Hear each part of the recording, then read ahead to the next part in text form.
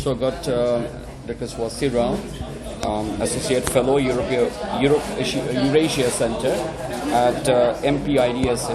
So ma'am, you started talking about the Indo-Japan relationship in terms of vectors and dynamic relationship, and you also put some focus on the changes which India needs to analyze and understand the changes which took place in Japan since 2020. So would you just elaborate how that is affecting? Yeah. So the basic point that I was trying to put across is that Japan is undergoing a transformation, and we keep referring to Japan as a natural partner. Yes. We definitely have no baggage of history. We are natural partners and we have common interests. Okay, and one of the common regions where this interest gets played out is definitely in the Indo-Pacific. Okay, and I said that Indo-Pacific does not really have a permanent security architecture. So you have to come up with more sustainable, constructs that can enable this relationship further, both in terms of bilateral relations between Japan and India, and also trilateral and plurilateral, cooperation. Now, I was just in my paper. I just explained how that.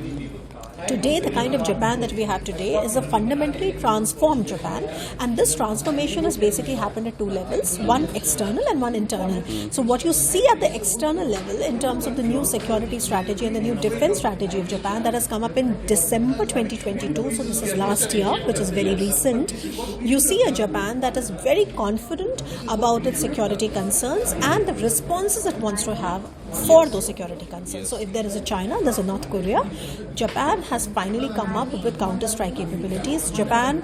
which was not there previously. Which was not there. Definitely not, because Japan has an Article 9 in its constitution that limits the limit of militarization that Japan can actually have. So that's one. And the other thing is about increasing the defense spending in an unprecedented manner. In fact, going beyond, somewhere 2%, and they plan to do it in a few years' time. So for a country that has an Article 9 as a fundamental part of its constitution, which renounces war, which puts a very strict limit on how much can it militarize, this is really unprecedented. So this is what you see on the external level.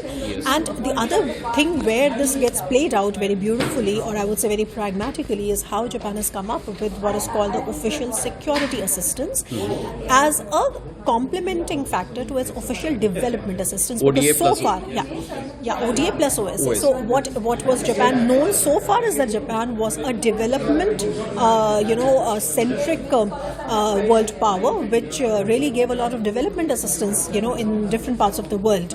But now they have said that they will now do a security assistance also, and they have already identified 4 regions, and the 2 most important ones are Philippines and Bangladesh. Now, information sharing and intelligence as well. This is security, and in security they are looking at building better capabilities. This is about information. This is about how to develop infrastructure. So in long story short, I said that if you look at this ODA plus OSA in the backdrop of the new security strategy and the new defense strategy and all the transformation that has happened, it actually embodies Prime Minister Fumio Kishida's idea of the indivisible security, the overarching one, where he says that if you genuinely want to understand how security concerns should be addressed, you should first understand the security issues in the world are not separate, but connected. And he's also been one of the major G7 leaders that has been saying that actually security concerns from Europe to Indo-Pacific are actually connected. Okay, and when I look at Japan, of course I can argue in different ways, but when I look at Japan, the best way in which it happens is what I just told you about the NSS, the NDS, the ODA plus OSA, etc. But then comes the second part of my presentation, where I said that what you see happening externally is not happening without an internal logic which is propelling it. And the internal logic which is propelling it is how Japan has been extremely smart. And of course, here I would give all the credit to Shinzo Abe, who's no more, the late Shinzo opinion Abe. Inside.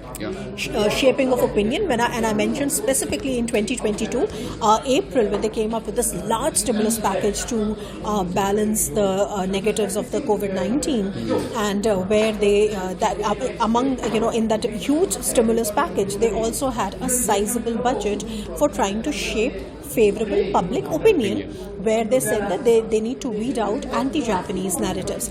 And so therein you get a good understanding of how serious Japan was when it came to understanding that if you want to have larger security foreign policy goals met, you need to basically start at home. Okay, so that was one. And the other thing I said, where I said that another thing that Shinzo Abe should be given credit for, because he's usually only given credit for, especially when you look at it from a foreign country, about the free and open Indo-Pacific, the conference of the two seas, Indo-Pacific construct, where I think which is important to everybody in the world today, even though Europeans are having the Indo-Pacific strategy, etc.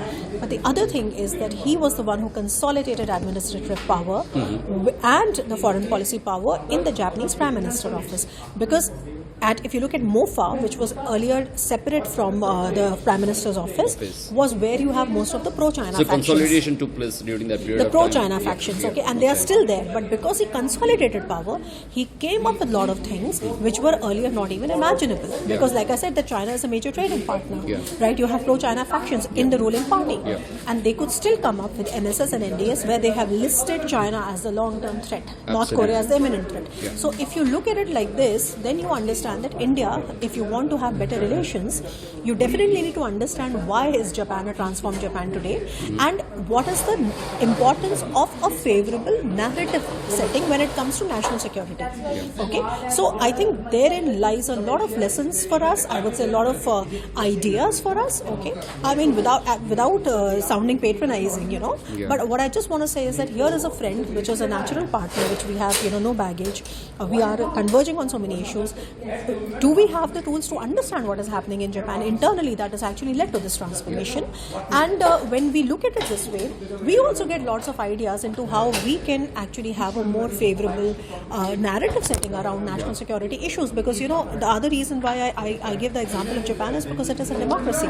And we are a democracy too. And we are Asian democracies. So we are not Western democracies.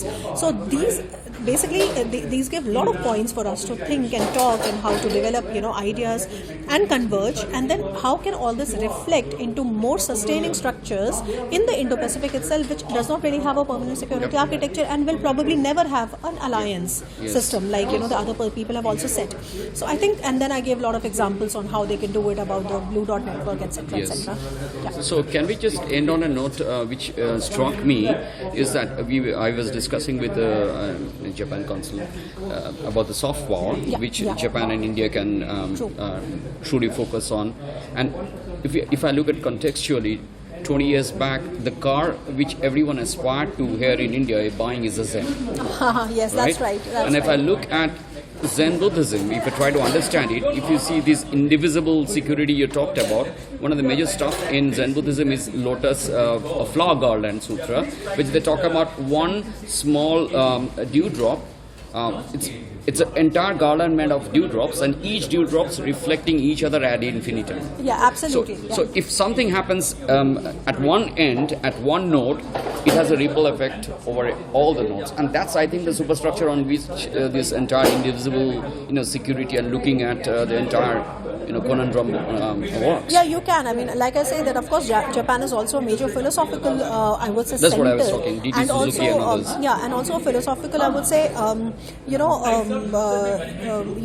mean, for us, it also gives a lot of spiritual and philosophical capital, right? Yes. So, in that sense, it really inspires us, and the way you put it is quite beautiful. And I would say that the idea is simple. Yes, very and the idea is simple is just that I think most of the countries in the world and regions in the world had somewhere tried to prioritize the security issues so much that we lost out on the bigger picture. And what we see happening in the world today is that even if there's a war somewhere which is very military, you see it having effects in the food security, in fuel, in fertilizers, etc. So the idea is to again go back and look at security comprehensively, and here is a partner with whom we have great relations, but let's try to understand it better this way. And as far as the soft power component is concerned, I think of course Japan has a major soft power. In fact, one of the reasons when Japan was number one was also riding on its soft power and its ODA, etc. So I genuinely feel that in India we do not have so much of a knowledge of Japanese language, and I think some things need to change also, because Japan also has to become more comfortable with the English language, with having more foreigners, etc. Japan is pretty closed in many ways, like socially. So those things will change, should change, and I think this is where we are going, because when you have better understanding of two countries, and by the way, I mean, I have lived there for so many years, they have a very, very They have a very, very, I would say, favorable impression. They really like Indians. There are a lot of Indian restaurants, and India figures like as a very top priority, I would say, when it comes to what are the cultures that Japanese people like. So engaging in. Oh yeah, of course, it's there. So we should. The idea is to try and build on that. Okay. So and of course there are divergences. There will always be divergences. I listed a few that they have. Can respect that. You can always. That is what mature foreign policy is all about. Absolutely. It is not about looking at your mirror image. It is always about trying to find convergences and acting on common interests. So this was, I would say, the major takeaway. Yeah. Thank you. Thank you. You're welcome.